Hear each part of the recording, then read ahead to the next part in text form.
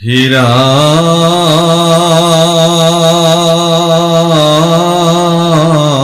মৰা নিগদতি সুত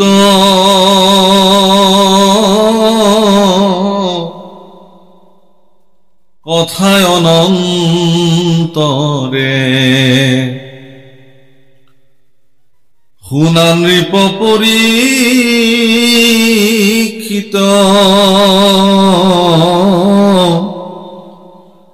পৰম ভকত উদ্ধৱে বুজিলা কৃষ্ণ ৰসবে ইংগিত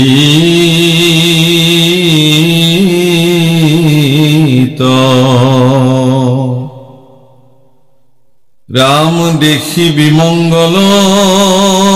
আকুলিলা মনে মাধৱৰ ভক্তি কাজ কুল সংহৰিবা বৈকুণ্ঠে চলিবা এৰিয়া দ্বাৰ কাৰাজ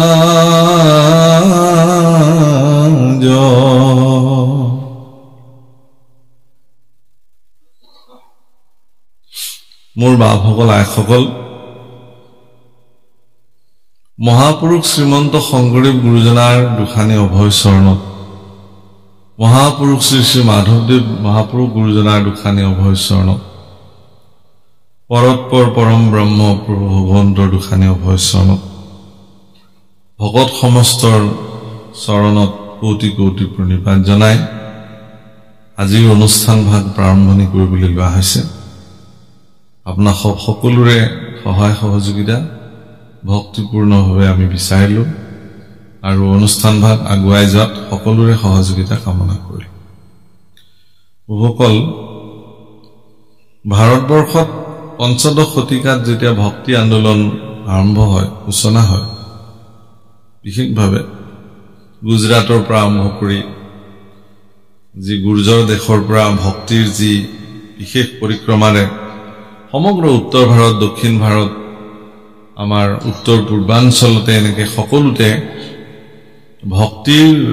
ভক্তি কৰিব লাগে ভগৱানক এনেকুৱা এটা ধাৰণাই সমস্ত লোককে মনত জাগ্ৰত কৰিলে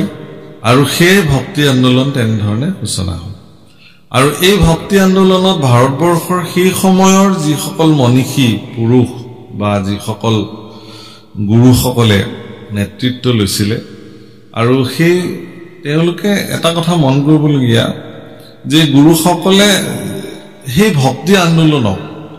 সেই স্থানৰ ভৌগোলিক বিশ্লেষণ তেওঁলোকৰ ভাষিক বিশ্লেষণ তেখেতলোকৰ জীৱন ধাৰণ প্ৰণালী তেখেতলোকৰ খাদ্যাভ্যাস সকলোবিলাক চাই চিতি গুৰুসকলে নিজৰ নিজৰ প্ৰান্তত সহজলভ্য ব্যৱস্থাৰ দ্বাৰা কেনেকৈ তেওঁলোকে ভগৱানক ভজিব পাৰে তাৰে ব্যৱস্থা কৰি দিলে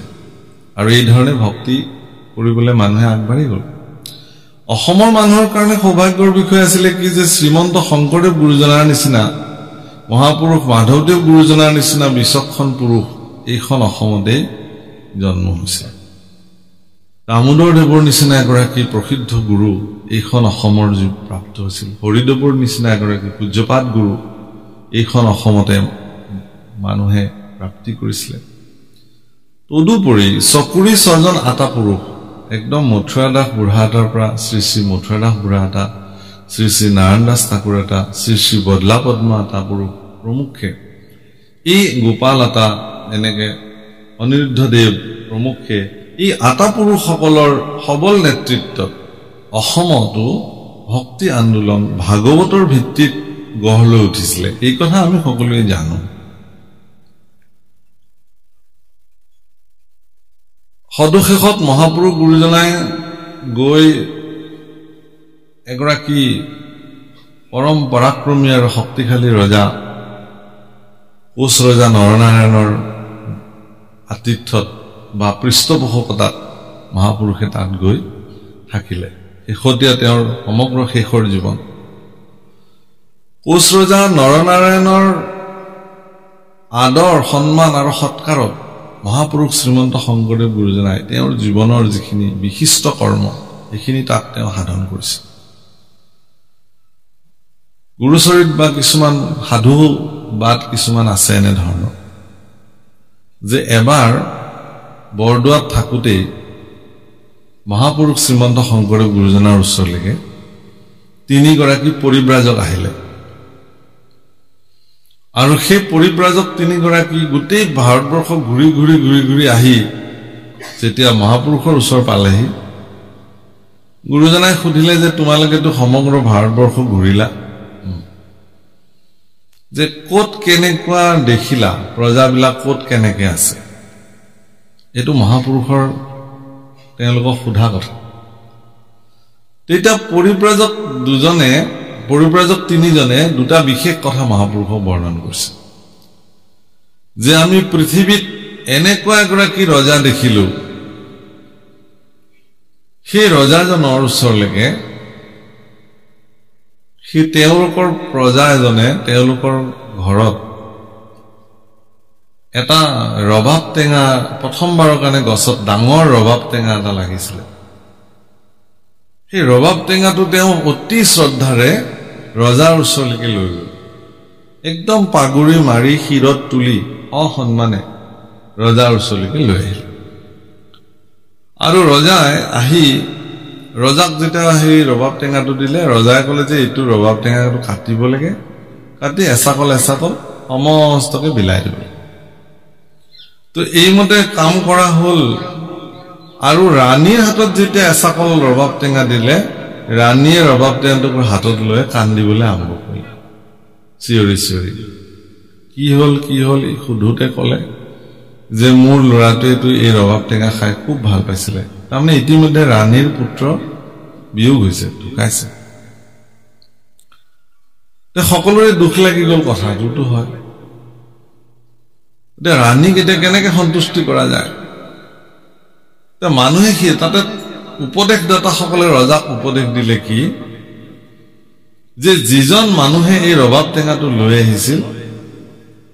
এই ৰবাব টেঙাৰ কেইটামান গুটি সেই মানুহজনৰ আচলত বান্ধি দি মানুহজনক জীৱনতে জ্বলাই দিব তেওঁতো মৰিব তেতিয়া মৃত্যুদণ্ড দিব লাগে দিলে আৰু তেওঁ গৈ সেই স্বৰ্গত গৈ পেলাই সেই ৰবাব টেঙাৰ খেতি কৰিলে আকৌ ৰাণীৰ পুতেকো তাতে আছে যিহেতু তাতে খাব আৰু এইটো হ'ল সিদ্ধান্ত কথাৰ মতে কাম এইটো এজন ৰজাৰ কাহিনী ক'লে শংকৰদেৱৰ ওচৰত বোলে আকৌ এজন ৰজাৰ কাহিনী কম বোলে কি বোলে সেই ৰজাজনে তেল পেৰিবৰ কাৰণে এজন মানুহক তেলি এজনক পইচা দিলে গতিকে ৰজাৰ তেল কিমান সাৱধানে পেৰিছে তেলিয়ে আৰু নিৰ্দিষ্ট দিনত যিদিনাখন তেলিয়ে মানে তেলৰ টেকেলিটো লৈ ৰজাৰ ওচৰলৈ যাব ওলাইছে সেইদিনাখন আকৌ আগদিনাখন বৰষুণ দিছে ৰাস্তা ঘাটবোৰ পিছল তেওঁ এডাল লাখুটি লৈছে লাখুটিডালত খুপি খুপি মূৰত টেকেলিটো লৈ গৈ থাকোতে এঠাইত পিছল খাই পৰি টেকেলিটো ভাগি থাকিল তেওঁ ৰজাক গৈ কান্দি কান্দি গোচৰ দিলে মহাৰাজ মোৰটো এনেকুৱা হ'ল কি কৰা যাব তেতিয়া মহাৰাজে ৰাজ্য উপদেষ্টাসকলক সুধিলে কি কৰা যাব এখেতক তেতিয়া উপদেষ্টাবিলাকে ক'লে যে এখেতে যিহেতু খুব যত্ন কৰি তেলখিনি আনিছিলে কিন্তু দুৰ্ঘটনাবশতঃ তেওঁ পিছল খাই পৰি তেলখিনি তেওঁ পৰি ভাগি থাকিলে টেকেলিটো গতিকে ৰাজকোষৰ পৰা পুনৰ তেওঁক ধন দিয়া যাওক তেওঁ পুনৰ তেল পেৰি লৈ আহিব বাছ কথা ইমান ৰজাই বোলে ঠিক আছে দি দিয়া যাওক মহাপুৰুষ শ্ৰীমন্ত শংকৰদেৱ গুৰুজনাই দেখিলে যে একেই ৰজা এজনৰ বিচাৰ কেনেকুৱা তেওঁৰ মৰা পুত্ৰৰ কাৰণে এজন জীৱন্ত ব্যক্তিক জীৱনতে দাহ কৰিব পাৰে আৰু এইজন ৰজাই তেওঁৰ ইমান ক্ষতি হোৱাৰ পিছতো পুনৰ তেওঁ মানৱীয় দৃষ্টিৰে তেওঁ পুনৰ তেল পেৰিবৰ কাৰণে টকা দিলে তেতিয়া গুৰুজনাই সুধিলে যে এইজন কোন ৰজা বাৰু তেতিয়া পৰিব্ৰাজকসকলে কৈছিলে যে এইজন কোচ ৰজা নৰনাৰায়ণ তেতিয়া এনেকুৱা সৎ ৰজা, এনেকুৱা বিদ্বান ৰজা। গুৰুজনাই সেইকাৰণে সিদ্ধান্ত ললে যে মই তেনেকুৱা এগৰাকী ৰজাৰ ওচৰলৈকে যোৱা ভাল হ'ব। তেওঁ ভটিয়াই গৈছে আৰু সঁচাকৈ অত্যন্ত বিদ্বান। আপোনালোকে চাব যে যেতিয়া মহাপুৰুষ শ্ৰীমন্ত শংকৰদেৱ গুৰুজনাৰ কাৰ্যৰ ক্ষেত্ৰত দিলেতো বেছি হৈছে দেই, কাৰ্যৰ ক্ষেত্ৰত যেতিয়া তেওঁ এই কিছুমান কুতৰ্কী পণ্ডিতে মহাপুৰুষৰ ওপৰত গোচৰ দিছিলে, তেতিয়া গুৰুজনাক কাঠগাৰত থিয় কৰাবলগীয়া হৈছে, উপায় নাই। আৰু তেতিয়া গুৰুজনাই যেতিয়া ৰজা নৰনাৰায়ণৰ ৰাজসভালৈ গৈছিলে, তেতিয়া 9টা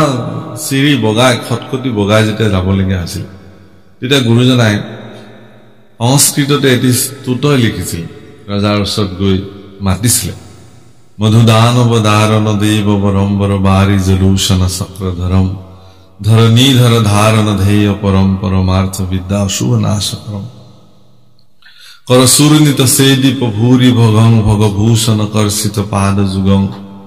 जुगनायक नागर वेश ऋषिम ऋषिरांश विधान शरीर सुषिम सुषि सामर वायु निशब्द तनुं तनु मध्य देह वेश हनुम हनुमंत हरीश सहाय रतं रतरांग परायण शत्रु नतम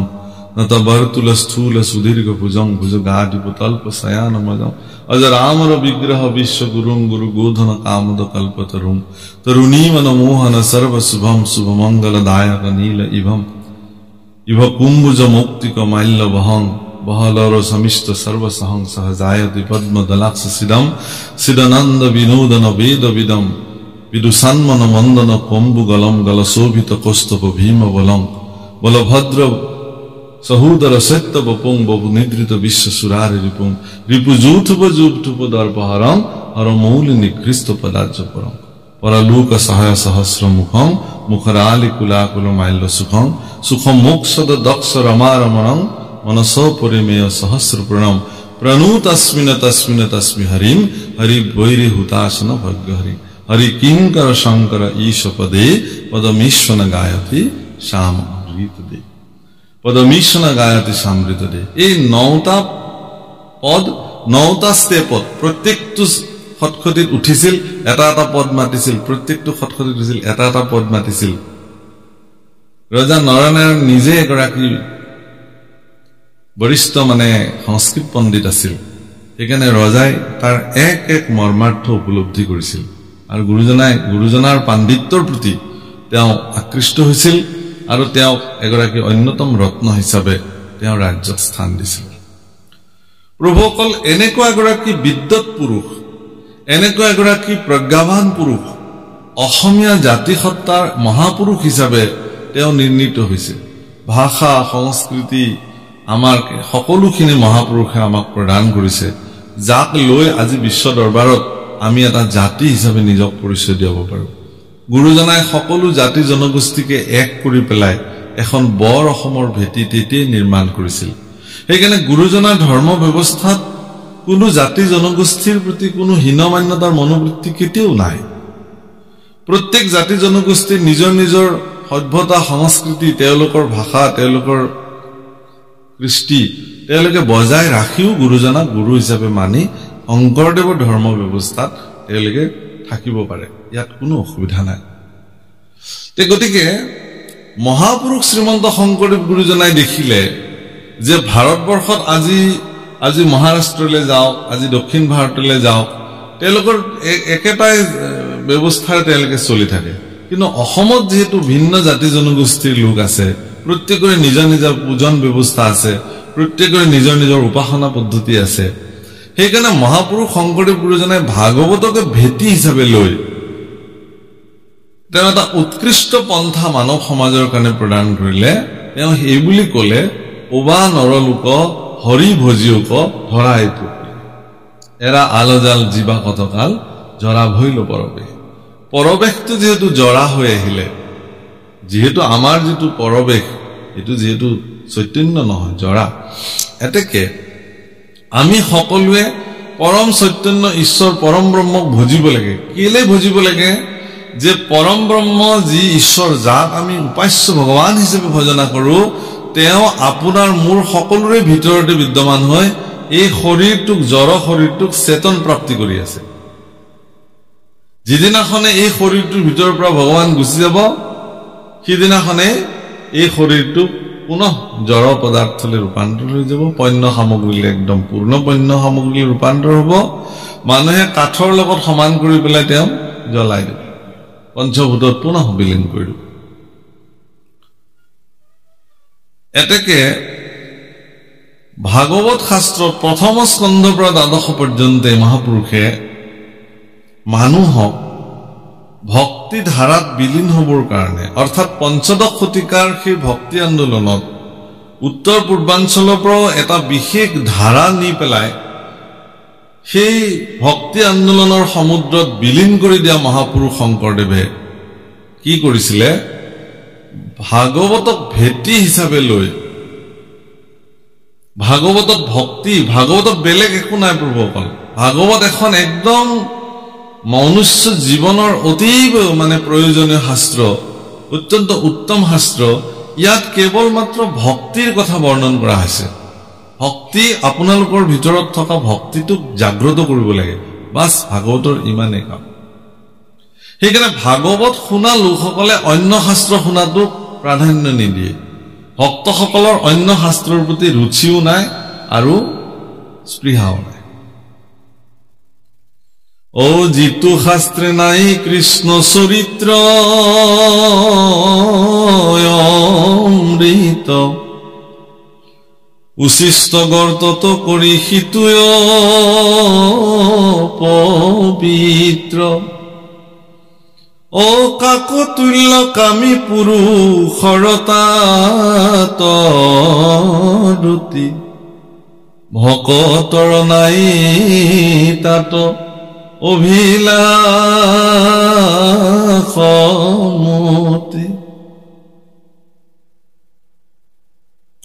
যেসাম শাস্ত্রে পুরাণে বা হরির ভক্তি ন দৃশ্যতে শ্রোতব্যম নৈব তৎশাস্ত্রম যদি স্বয়ং ব্রহ্মাবদে অর্থাৎ যত কৃষ্ণৰ চৰিত্ৰ বৰ্ণন হৈ থকা নাই সেইবিলাক চৌনি গাততকৈ অপবিত্ৰ বুলি কৈছে কাউৰীৰ মনোবৃত্তিৰ পুৰুষসকলে সেইবিলাক শাস্ত্ৰ শ্ৰৱণ কৰে ভাগৱতৰ বাণী দেই আমি কোৱা নাই আমি ক'লে লেঠা লাগি যাব মানে আমি ক'লে জেমেলা হৈ যাব আমাৰ কোৱাৰ অধিকাৰো নাই ক্ষমতাও নাই ভাগৱতে কৈছে কি কৈছে যে ভকতৰ তাত তিলমানো অভিলাষো নাই আৰু ৰুচিও নাই প্ৰভুসকল ৰামচন্দ্ৰ যেতিয়া লংকা দখল কৰিছিল ক'বলৈ গ'লে নিজৰ অধীনত আনিছিল ৰাৱণক বধ কৰাৰ পিছত তেতিয়া লক্ষ্মণে ৰাৱণক এটা কথা কৈছিল যে হে দাদা এই ৰামক এটা কথা কৈছিল ক্ষমা কৰিব যে দাদা আমাকতো বনবাসে দিছে পিতৃয়ে ইতিমধ্যে ভৰতটো তাতে গৈ ৰাজ্য শাসনে কৰি আছে গতিকে আমি যেহেতু বাহুবল আৰু পৰাক্ৰমেৰে যেহেতু লংকা বিজয় কৰিলো এতেকে আমি ইয়াতে থাকি দিওঁ স্বৰ্ণময় লংকা তুমি ৰজা হোৱা আৰু মই তোমাৰ সেৱক হিচাপে থাকি দিওঁ কিয়নো আমি যাব লাগে আৰু উভতি তেতিয়া ভগৱান শ্ৰী ৰামচন্দ্ৰই কৈছিল ওপি স্বৰ্ণময়ী লংকা নমে লক্ষ্মণ ৰোচতে জননী জন্মভূমি স্বসৰ্গাদপি গৰিয়সী এইটো বাল্মীকি ৰামায়ণৰ বাণী ওপি স্বৰ্ণময়ী লংকা ওপি অলছো ইংৰাজীত যদিও এখন স্বৰ্ণময়ী লংকা নমে লক্ষ্মণ ৰোচতে মোৰ ইয়াৰ প্ৰতি কিঞ্চিত মানো ৰুচি নাই জননী জন্মভূমি স্বসৰ্গাদপি গৰিয়সী জননী আৰু জন্মভূমি য'ত আছে সেয়াই মোৰ কাৰণে স্বৰ্গ অৰ্থাৎ মানুহৰ যি ৰুচি সেই ৰুচিটো ক'ত নিৰ্ভৰ কৰে এইটো ডাঙৰ কথা ভগৱানক ভজিবৰ কাৰণে নিজৰ ভিতৰত ভক্তিক জাগ্ৰত কৰিবৰ নিমিত্তে মানুহে কি কৰ্ম কৰিব সেইটো ব্যক্তিজনৰ ৰুচিৰ ওপৰত নিৰ্ভৰ কৰে তেওঁৰ বিবেচনাৰ ওপৰত নিৰ্ভৰ কৰে এটা জীৱক কাটি কুটি ভগৱানৰ ওচৰত অৰ্পণ কৰি দিও কোনোবাই ভাবিব পাৰে যে ইও মই ভক্তি কৰিলো এই সম্পৰ্ক ভাগৱতত কিন্তু বৰ্ণন কৰিছে পৰ শৰীৰত মোক বিদ্বেষ কৰে পৰৰ শৰীৰত মোক বিদ্বেষ কৰিছে আজি এটা প্ৰত্যেকটো পৃথিৱীৰ প্ৰত্যেকটো জীৱৰ নিজৰ নিজৰ কৰ্মৰে পৃথিৱীত তেওঁলোকে জীয়াই আছে আপোনালোকে নাভাবিব যে এটা পৰুৱা গুৰি পৰুৱা কেইটাইনো কি কামত ইহঁতক ভগৱানে জন্ম দিলে কেঁচু কুমতি বিলাকক কিয় ভগৱানে জন্ম দিলে চৰাই চিৰিকটি বান্দৰ অমুক তমুক এইবিলাকনো কি কামত জন্ম দিলে কেৱল আমি মানুহকেইটাকে পৃথিৱীত জন্ম দি থৈ দিব লাগিছিল মানে এইটো কেৱল স্বাৰ্থপৰ চিন্তাৰ বাহিৰে বেলেগ একো নহয় পৃথিৱীত কোনো থাকিব নালাগে আমি থাকিম তোমালোকে কাক লৈ থাকিবা আমি মানুহবিলাক জীয়াই থাকিবৰ কাৰণে প্ৰকৃতি প্ৰদত্ত জীৱন এটা যাপন কৰিবৰ কাৰণে প্ৰকৃতিৰ প্ৰত্যেকটো বস্তুৱে নিজস্ব ভূমিকা গ্ৰহণ কৰি আছে ঈশ্বৰৰ ইচ্ছা এতেকে প্ৰত্যেকৰে নিজৰ নিজৰ ভূমিকা আছে হে প্ৰভুসকল প্ৰত্যেকটো জীৱৰ ভিতৰতে ভগৱান বিদ্যমান হৈ আছে সেই কথা ভাগৱত শাস্ত্ৰ নিৰ্ণয় কৰিছে আৰু ভাগৱতৰ ভেটিত মহাপুৰুষ শংকৰদেৱো সমস্ত লোকৰ কাৰণে এই নিৰ্দেশনা দিছে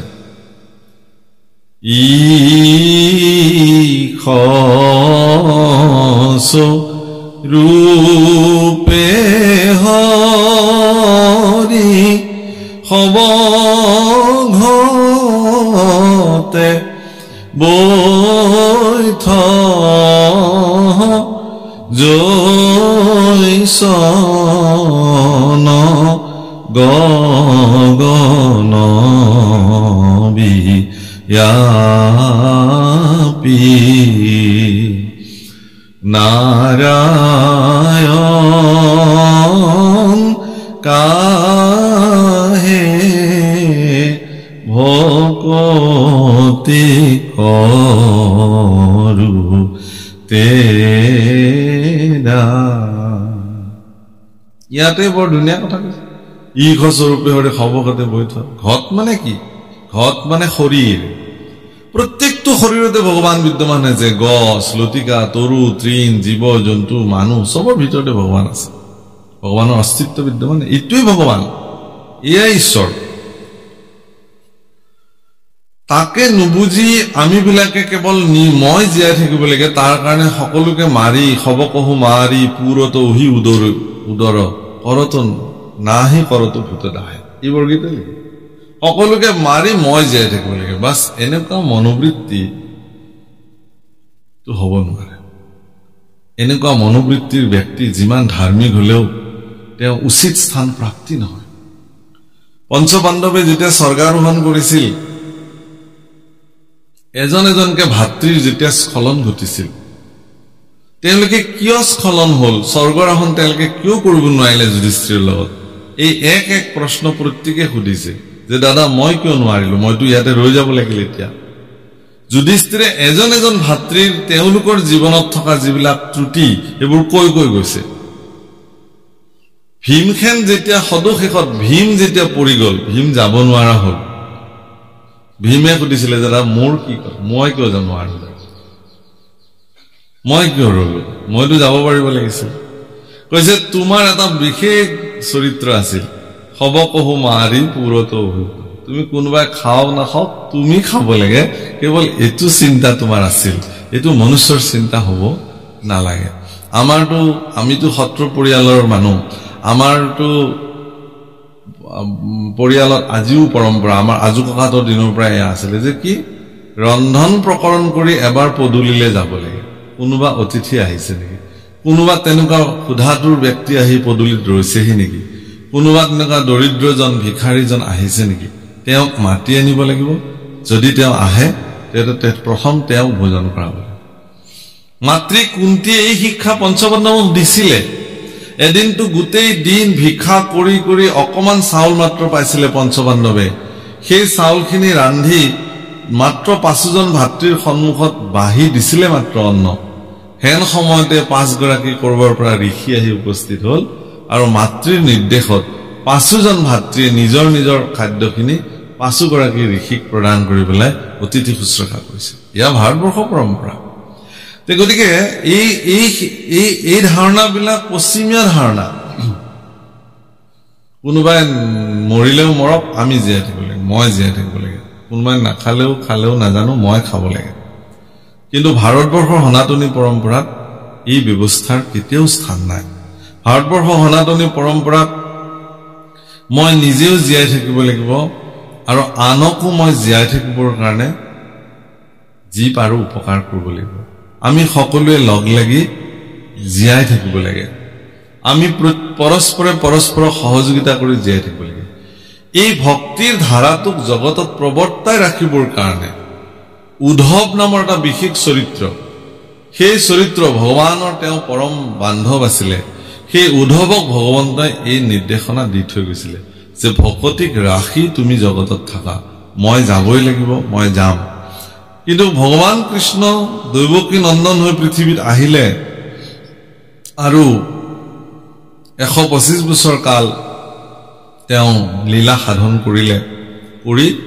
তেওঁ এতিয়া যাবলৈ ওলাইছে বৈকুণ্ঠলে পুনঃ আৰু এনেকুৱা অৱস্থাত উদ্ধৱে তেওঁৰ অন্তৰৰ কথা বুজি পালে তেওঁৰ ইংগিত তেওঁ বুজিব পাৰিলে এই বিমংগল দেখি তেওঁ ঈশ্বৰৰ ভক্তি কাজ হৃদয়ত জাগ্ৰত কৰি ললে আৰু কৃষ্ণৰ প্ৰতি কান্দি কান্দি তেওঁ অত্যন্ত শোক বিভল্ল হৈ ক'বলৈ আৰম্ভ কৰিলে ৰাম তেজিয়া নিশ্বাস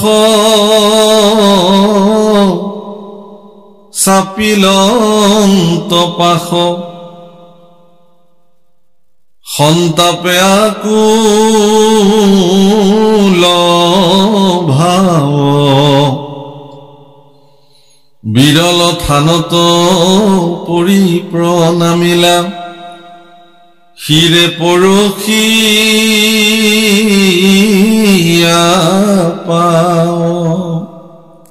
পৰম সন্তাপ মনোবৃত্তিৰে ভগৱান কৃষ্ণৰ ওচৰলৈ চাপি গল উদ্ধৱে আৰু বিৰল স্থানত পৰি প্ৰণাম জনালে বিৰল স্থান মানে ভগৱানৰ দুখানি অভয়চৰণে জগতৰ বিৰল স্থান বুলি বিবেচিত হয় কিহৰ কাৰণে যে ভগৱানৰ দি চৰণ অভয়চৰণ এই চৰণ আৰু পৃথিৱীত কোনো দ্বিতীয় ব্যক্তিৰ নাই ভগৱানৰ চৰণ আৰু অন্যান্য জীৱৰ চৰণৰ মাজত পাৰ্থক্য কি ভগৱানৰ দুখানি অভয়চৰণ অন্যান্য ব্যক্তিৰ বা অন্যান্য দেৱতাসকলৰ চৰণৰ লগত নিমিলে তাৰ প্ৰথম পাৰ্থক্যটো এইটোৱেই যে ভগৱানৰ চৰণৰ তলত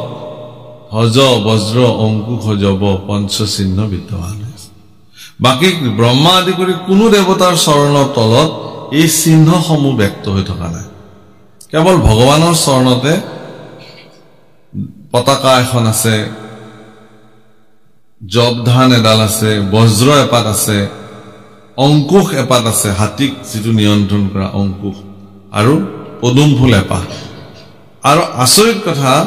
যে ভগৱানে যেতিয়া খোজ থয় পৃথিৱীত সেই খোজটো ডাঙৰ লগে লগে পৃথিৱীত তেওঁৰ চৰণৰ খোজত এই পাঁচটা চিহ্ন অংকিত হৈ গৈ থাকে আজি অন্য দেৱতা এগৰাকী ব্ৰহ্মা যদি খোজকাঢ়ি যায় ইফালেৰে ব্ৰহ্মাৰ চৰণৰ কোনো চিহ্ন নাথাকে কিন্তু মোৰ প্ৰভু যদি ইফালেৰে খোজকাঢ়ি কেনেবাকে যায় তেতিয়াহ'লে তেওঁৰ প্ৰত্যেকটো খোজতে এই পাঁচটা চিহ্ন প্ৰতীক চিহ্ন পৰি গৈ থাকে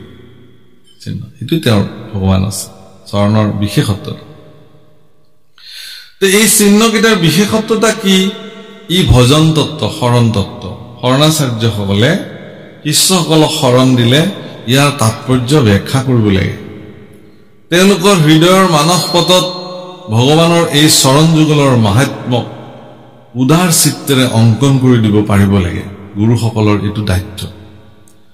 যাতে এজন শৰণীয়া ব্যক্তি আৰু এজন অশৰণীয়া ব্যক্তিয়ে যেতিয়া গুৰু সেৱা কৰিব এজন শৰণ লোৱা ব্যক্তিয়ে যেতিয়া ঈশ্বৰৰ স্থানত গৈ প্ৰাৰ্থনা কৰিব আৰু এজন অশৰণীয়া ব্যক্তিয়ে যেতিয়া ঈশ্বৰৰ ওচৰত প্ৰাৰ্থনা কৰিব তেওঁলোকৰ মাজত চিন্তাৰ পাৰ্থক্য থাকে শৰণীয়া ব্যক্তি এজনে ঈশ্বৰৰ চৰণত হাতজোৰ কৰাৰ লগে লগে তেওঁৰ মানস পটত ভগৱানৰ এই দুখানি চৰণ চিত্ৰ সহিত অংকিত হৈ সন্মুখত বিদ্যমান হ'ব লাগে আৰু এইটো তেতিয়া হ'ব যেতিয়া তেওঁৰ সদ্গুৰুৱে তেওঁৰ হৃদয়ত এই চৰণ যুগলক চৈতন্য কৰি আঁকি দিব পৰাৰ ক্ষমতা থাকে যদি নাথাকে তেতিয়ালৈও কাম নাই এইটো গুৰুসকলৰ মহিমা গুৰুসকলে পাৰে গুৰুসকলৰ হাতত এই ক্ষমতাটো থাকে সেইকাৰণে শৰণৰ মহিমা বিশেষ শৰণীয়া ব্যক্তি আৰু অশৰণীয়া ব্যক্তিৰ মাজত এইটো ডাঙৰ পাৰ্থক্য এজন শৰণীয়া ব্যক্তি কেনেকৈ আসন গ্ৰহণ কৰিব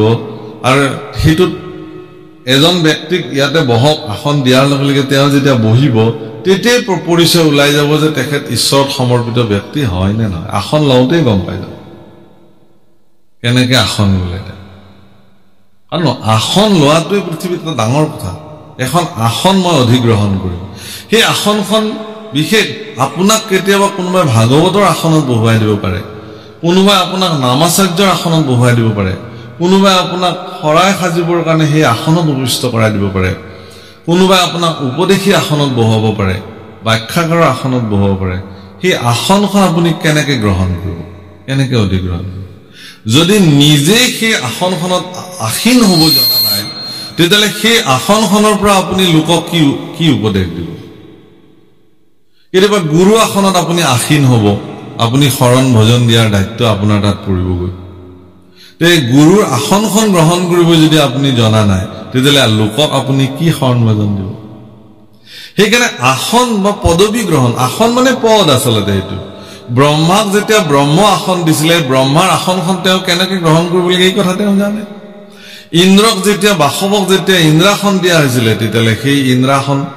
তেওঁ কেনেকৈ গ্ৰহণ কৰিব লাগে এই কথা তেওঁ জানে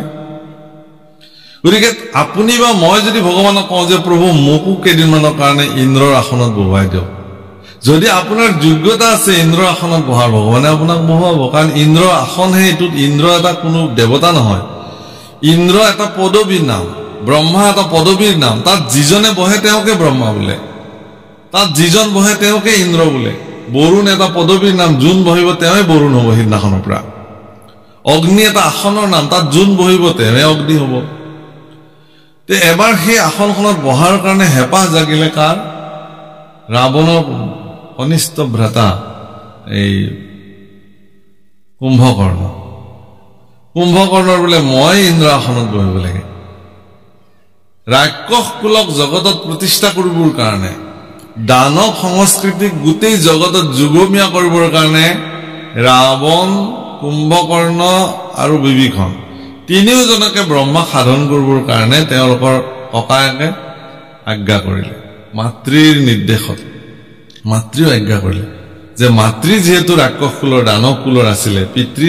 তেওঁ ব্ৰাহ্মণ কুলৰ মাতৃ যেহেতু ৰাক্ষস কুলৰ গতিকে ৰাক্ষস কুলৰ ৰক্ষাৰ স্বাৰ্থত যেতিয়া তেওঁলোকে কাম কৰিছে সেইকাৰণে তেওঁলোকে ব্ৰহ্মা স্তুতি কৰিলে আৰু ব্ৰহ্মাই আহি তেওঁলোকক যেতিয়া সাক্ষাৎ কৰিছিল তেতিয়া ৰাৱণক সুধিছিল তোমাক কি লাগে ব্ৰহ্মাই কৈছিল মোক অমৰ বৰ লাগে যাতে মোক কোনেও মাৰিব নোৱাৰে ৰাৱণে জানিছিল যে তেওঁ যদি অমৰ হৈ যায় তেতিয়াহ'লে তেওঁ ৰাক্ষস কুলক সংৰক্ষিত কৰিব পাৰিব তেওঁক যদি কোনেও মাৰিব নোৱাৰে ব্ৰহ্মাই কৈছিল যে মই অমৰ বৰ দিয়াৰ অধিকাৰ মোৰ নাই অমৰ বৰ দিয়াৰ অধিকাৰ কেৱল আৰু কেৱল পৰম ব্ৰহ্ম ঈশ্বৰ পুৰুষৰহে থাকে তেলে তুমি কি দিব পাৰা বোলে অন্য কিবা বিচৰা তেওঁক দিলে বাৰু যি দিব লাগে আপোনালোকে জানে এইবোৰ কিন্তু মই আজি কোৱাৰ প্ৰসংগত কিন্তু এইটোৱেই যে কুম্ভকৰ্ণক যেতিয়া সুধিছিলে যে তোমাক কি লাগে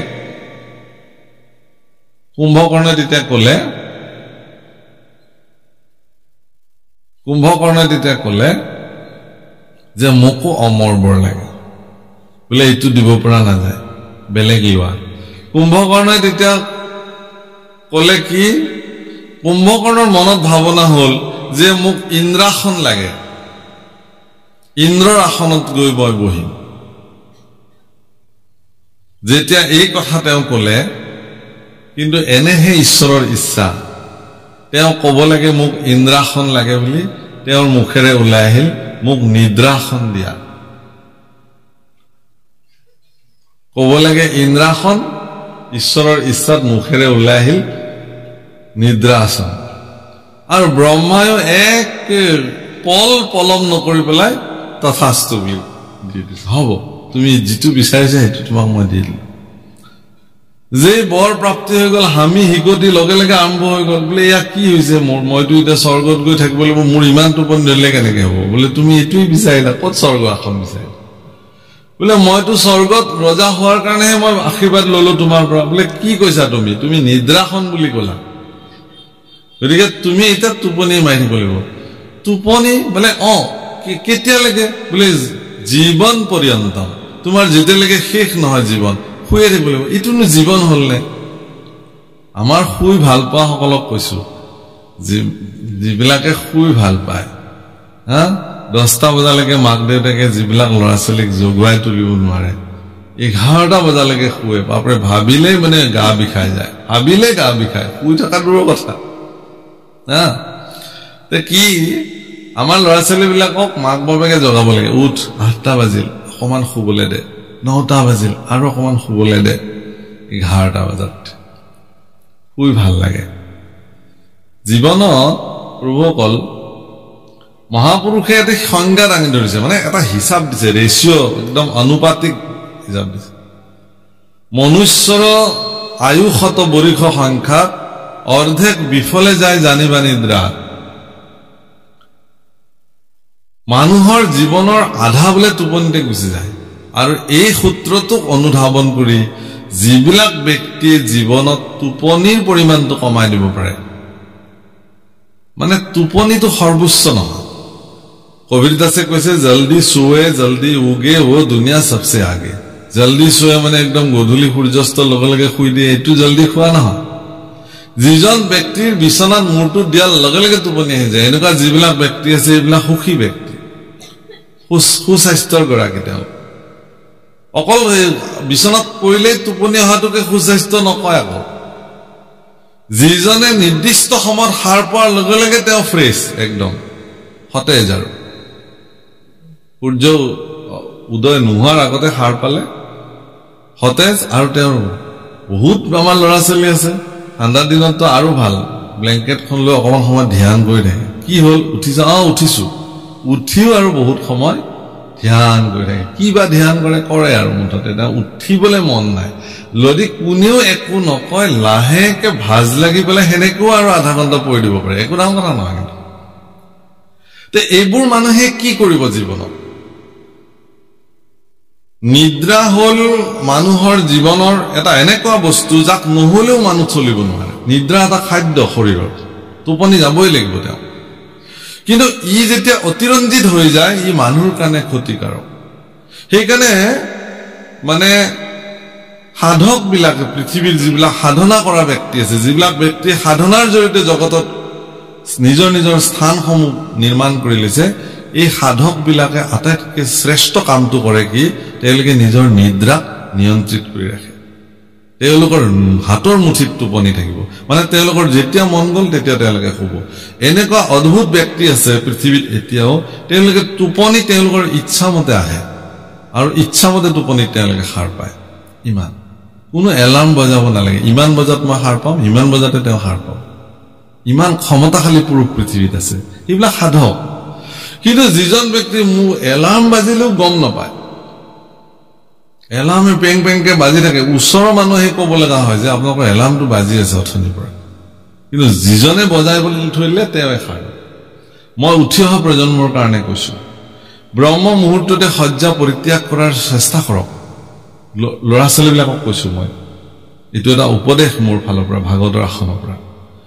ব্ৰহ্ম মুহূৰ্ততে মানে কথাটো হ'ল কি দুটা সময় আপুনি মানে দিন আৰু ৰাতিৰ যিটো সন্ধিক্ষণ ইয়াক সন্ধ্যা বোলে আৰু ৰাতি আৰু দিনৰ যিটো সন্ধিক্ষণ এইটো প্ৰাতঃ সন্ধ্যা বোলে আৰু এটা দুপৰীয়াৰ সন্ধ্যা আছে এই ত্ৰিসন্ধ্যা আচলতে মানুহে ঈশ্বৰৰ নাম ল'ব লাগে সেইকাৰণে ত্ৰিসন্ধ্যা গায়ত্ৰী ত্ৰিসন্ধ্যা সাধনা পদ্ধতি ত্ৰিসন্ধ্যা ঈশ্বৰৰ নাম আমাৰ মানুহবিলাকে ল'ব লাগে তাৰমানে আপোনালোকে চাব যে যিটো সন্ধ্যা কাল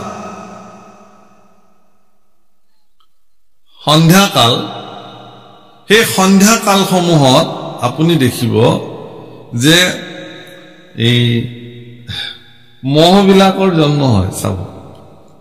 ঠিক গধূলি যেতিয়া নলাৰ পৰা তেতিয়া আপুনি চাব যে মহবিলাক তেজ খোৱা মহবিলাক ধামধুম জন্ম হয় মানে সেই সময়টোত বীজাণুবিলাক আমাৰ বায়ুমণ্ডলৰ যিবিলাক বীজাণু সেই সববোৰ সক্ৰিয় হৈ যায় কাৰণ সেইখিনি সময় দিন আৰু ৰাতিৰ সন্ধিক্ষণ আকৌ ৰাতি আৰু দিনৰ সন্ধিক্ষণতো এই দুটা মুহূৰ্তত মানুহ যেতিয়া নিদ্ৰাত থাকে তেতিয়া তেওঁৰ শৰীৰৰ ভিতৰতো সেই সচেতন ইন্দ্ৰিয়সমূহ যেতিয়া নিদ্ৰাত অৱস্থাত থাকে তেতিয়া এই অপকাৰী বস্তুসমূহে তেওঁৰ শৰীৰত গৈ থিতাপি লয় সেইকাৰণে সেইবিলাক মানুহ অত্যন্ত আলস্যপৰায়ণ হয় নিদ্ৰাত লেটিপেটি হৈ থাকি ভাল পায় আৰু খুব কামৰ প্ৰতি এলেহুৱা চূড়ান্ত ধূদ হৈ যায় এইবিলাক মানুহ কিন্তু সেই সময়খিনিত যিবিলাক ব্যক্তি সচেষ্ট হৈ থাকে সেইকাৰণে সেইখিনি সময় গুৰু সেৱা কৰা হয় শংখ নাদ কৰিব লাগে শংখ নাদৰ বৈজ্ঞানিক কাৰণ কি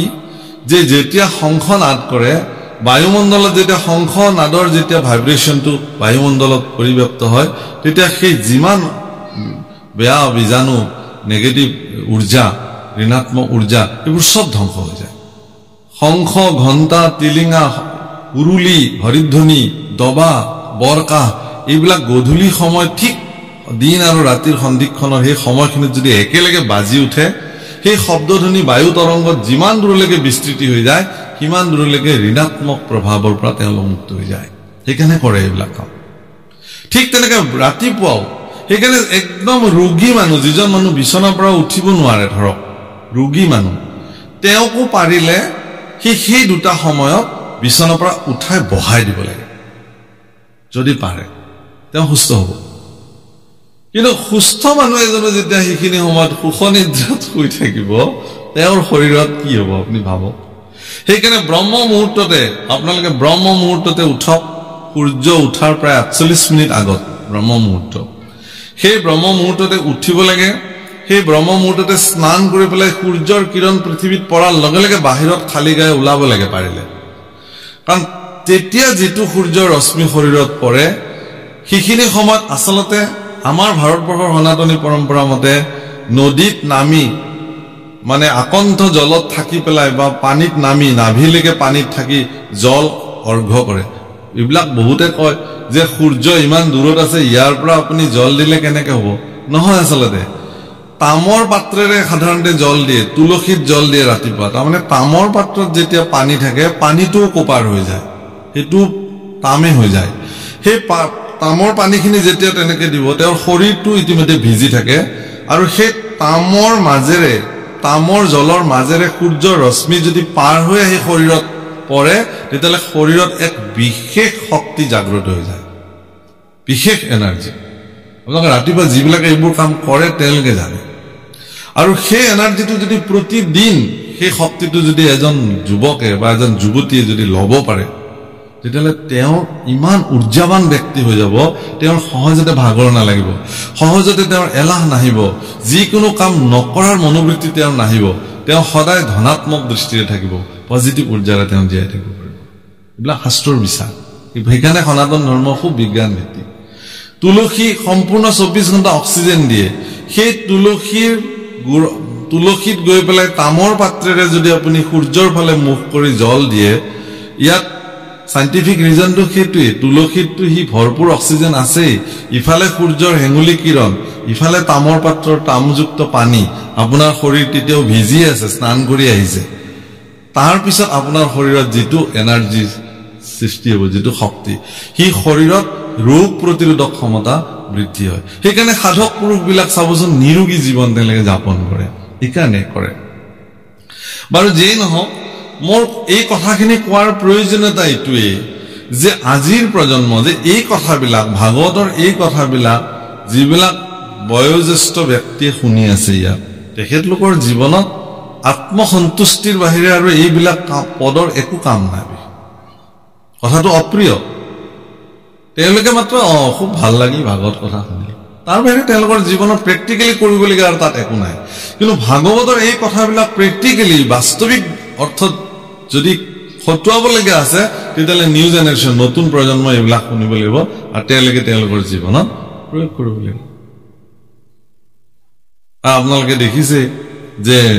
উঠি অহা প্ৰজন্ম কৰিবলগীয়া কাম বহুত আছে তেওঁলোক এজন ল'ৰা বা ছোৱালী এজন কেৱল শিক্ষিত হলেই নহব আধ্যাত্মিকভাৱে তেওঁ পৰিশীলিত হ'ব লাগিব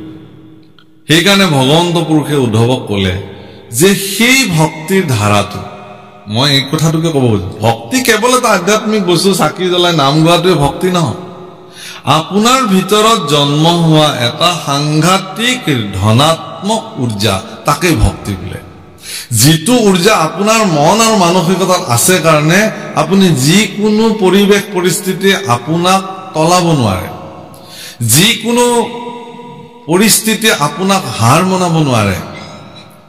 যিকোনো দুৰ্ভাগ্যজনক পৰিস্থিতিৰ সন্মুখীন হলেও আপুনি ইমান সোনকালে তাৰ ওচৰত নতশিৰ নহয় এনেকুৱা মন আৰু মানসিকতা যদি সৃষ্টি হয় কোনোবাৰ অন্তৰত তেওঁ জগতত জয়ী হ'ব পাৰে তেওঁ কোনো হৰুৱাব নোৱাৰে তেওঁৰ পৰাভৱ নাই গতিকে এইটো আমাৰ কাৰণে প্ৰয়োজন আছে এইটোৱে ভক্তিৰ মূল সূত্ৰ প্ৰভুসকল নহলে কিয় কৈ থাকিব ইয়াত গুৰুজনাই ইমান শিক্ষিত মহাপুৰুষ এগৰাকীয়ে মানুহক কেৱল বহুতে কয় যে কানি খোৱা নিচাৰ নিচিনাকে কেৱল নামঘৰত গৈ নাম খোল বজাই থাকিলে হ'ব নেকি আৰে এইটোৱে মূল কথা তে সেইকাৰণে গুৰুজনাই কৈছে কি কৈছে সময় কথা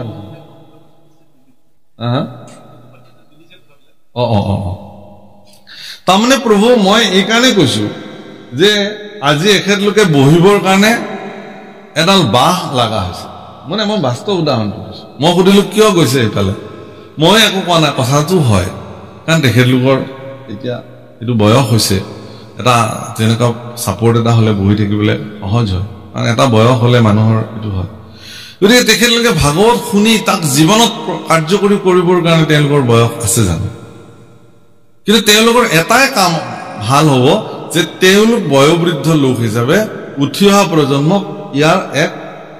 উপদেশ সুন্দৰকে দিব পাৰো যে আমি যি কৰিলো তোমালোকে কিন্তু এইখিনি কাম কৰা তোমালোকে জীৱনটোক পৰিশীলিত কৰা